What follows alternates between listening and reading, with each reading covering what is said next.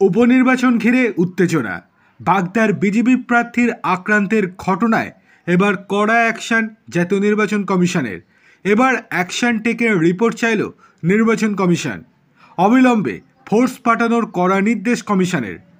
District election অফিসারের থেকে report চেয়েছে কমিশন।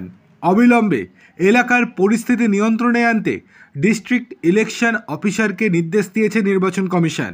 যদি তারপরও শান্তি না ফিরে আসে তাহলে তার দায় থাকবে ডিস্ট্রিক্ট ইলেকশন অফিসারের। সেক্ষেত্রে তাকে সাসপেন্ড পর্যন্ত করা হতে পারে। প্রয়োজনে আরও নিরাপত্তা বাড়ানোর নির্দেশ দিয়েছে কমিশন।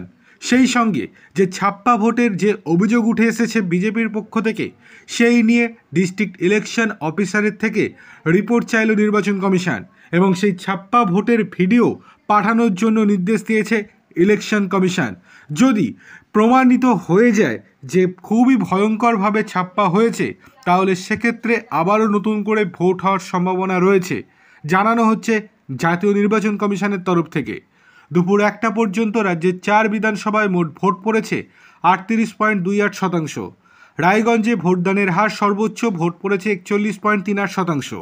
রানাঘাট দক্ষিণে ভোট পড়েছে 42.19%। বাগদায় ভোট পড়েছে 35.66%। সবচেয়ে কম ভোট পড়েছে মানিকতলায় 33.37%।